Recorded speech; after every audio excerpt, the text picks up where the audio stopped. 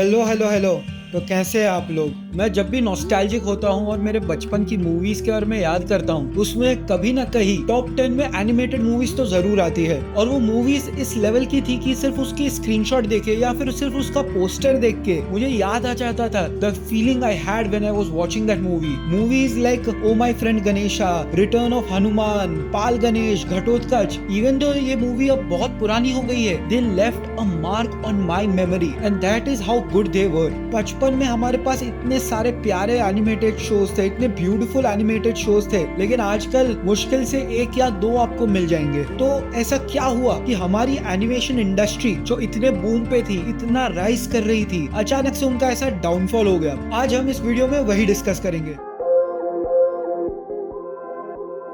Now let's get the most obvious thing out of the way. Indian audience animation को seriously नहीं लेती। वो animation को आज भी कार्टून के नजरिए से ही देखती है जो सिर्फ बच्चों के लिए है। लेकिन हमें समझना चाहिए कि animation is just a method of story telling. कि क्या मूवी लाइव एक्शन में है या फिर एनिमेटेड है, उससे ज्यादा उसकी स्टोरी इंपॉर्टेंट है। उसकी स्टोरी देखकर समझकर हम बोल सकते हैं if it's made for kids और नॉट। कुछ ऐसी स्टोरीज हैं जो लाइव एक्शन से ज्यादा एनिमेशन में ही बेटर लगेगी, जैसे कि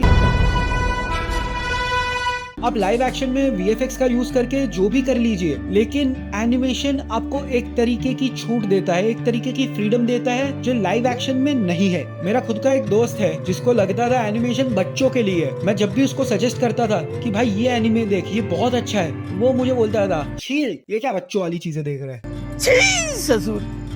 लेकिन जब से उसने विनलैंड सागा और देखा है, उसका नजरिया बदल गया है। एंड वैसे ही हमारी इंडियन ऑडियंस को भी ये समझना चाहिए। इंडियन ऑडियंस को भी हम इतना ब्लेम नहीं कर सकते। हमने बचपन से जब भी एनिमेशन देखा है, हमने क्या देखा है, Shinchan, Doraemon, Tom and Jerry. और क्योंकि हमने सिर्फ ऐसे टाइप के शोज देखे हैं, हमारे दिमाग में बैठ गया है कि एनिमेशन इज फॉर किड्स। और इंडियन एनिमेशन में भी अगर देख लेंगे, ज्यादातर ऐसे ही शोज और मूवीज आएंगे जो सिर्फ और सिर्फ बच्चों को टारगेट कर रहे हैं। तो ऑफकोर्स एक एवरेज बंदा एनिमेशन को इतना सीरियसली नहीं लेगा। हमारे पास demon slayer, attack on titan या फिर वन पंच मैन जैसे शोज नहीं है जो अपने आप को सीरियसली लेते हैं, जो अलग अलग तरीके की स्टोरीज बोलते हैं and they are not just meant for kids entertainment. तो इंडियन ऑडियंस जिन्होंने internationally animated shows and movies नहीं देखी है, उन्हें तो यही लगेगा कि it is made for kids. जब फिल्म मेकर्स फाइनली डिसाइड करते हैं कि वो एनिमेशन को सीरियसली लेंगे, तो ज्यादातर टाइम वो बॉलीवुड वालों के साथ टाई अप कर लेते हैं, जैसे कि रजनीकांत की Kochadaiiyaan, I am sorry if I am butchering the name, sorry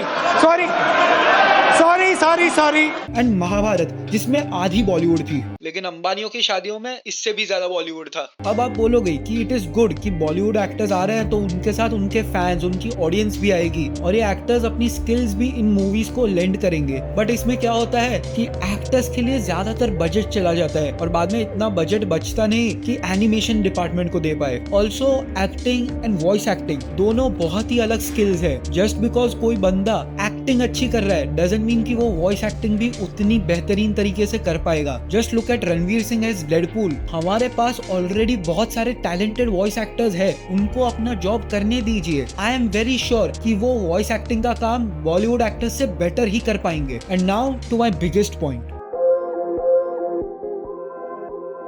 पता नहीं क्यों, लेकिन इंडियन एनिमेशन इंडस्ट्री में 2D की कोई इज्जत ही नहीं करता। अगर उनको कोई भी शो या मूवी बनानी है जो ज्यादा सीरियस होगी, उनको चाहिए 3D एनिमेशन। 2D वो सिर्फ बच्चों के शोज के लिए रखते हैं, लेकिन 3D is much more complicated then 2D। आप बस ये एक एग्जांपल ले लीजिए कि आपको ये एक मॉडल बनाना है, तो इसके लिए आपको कितने सारे स्टेप्स चाहिए होंगे। आपको पहले मॉडलिंग करनी है, अनरैपिंग करनी है, टेक्सचरिंग करनी है, लाइटिंग करनी है और रिगिंग करनी है। और अभी तक तो हम एनिमेशन पे आए ही नहीं है। अब मैं आपको ज्यादा डिटेल्स के साथ बोर नहीं करूंगा, लेकिन अगर आपको चाहिए तो मैं एनिमेशन एंड 3D के बारे में एक नया वीडियो बनाऊंगा। Do let me know your thoughts in the comments down below. तो क्वेश्चन वही बनता है, why not use 2D animation? It can look really good without demanding a lot of steps and complications just to make it look decent. अब इससे बहुत सारा budget free up हो सकता है जो एक अच्छे एनिमेशन में जा सकता है। और अगर आपको देखना है कि 2D एनिमेशन कितना अच्छा हो सकता है, मैंने एक वीडियो देखी थी जहां एक आर्टिस्ट ने पुराने हनुमान के मूवी के शॉट को रीमेक किया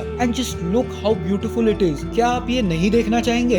and again 2D animation gives you the freedom to do whatever you want, और उसमें इतने सारे कॉम्प्लिकेटेड स्टेप्स नहीं होंगे जो 3D में होते हैं। इंटरनेशनली भी इतने सारे शोज है जो 2D या फिर 2D मिक्स्ड विद 3D का यूज करते हैं to make their animated projects, जैसे कि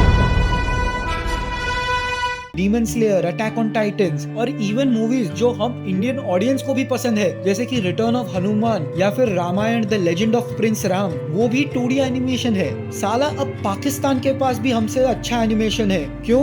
because they took their animation and story telling seriously and they did not obsess over 3D animation. मैं ये वीडियो इसलिए बना रहा हूँ because I want to see more animated shows in the future. हमारे artist international artist से कहीं भी कम नहीं है। ज्यादातर इंटरनेशनल प्रोजेक्ट्स में तो इंडियंस ही काम करते हैं। So I know there is a lot of talent and lot of potential in India. और एज एन इंडियन ऑडियंस मुझे भी अब इंडियन स्टोरीज देखनी है in modern animation and in modern formats. I really hope near future में एक ऐसा दिन आए जब हम सिर्फ और सिर्फ जापानीज शोज और अमेरिकन शोज की बात ना करें, इंडियन शोज और इंडियन मूवीज की भी बात करेंगे। अब अगर आपको ये वीडियो अच्छा लगा, please do like, share and subscribe. It does help me a lot. क्या ऐसा कोई पॉइंट है जो मैं बोलना भूल गया हूँ? Do let me know in the comments down below. That's it for this video. See you guys in the next one. Peace, love and bye.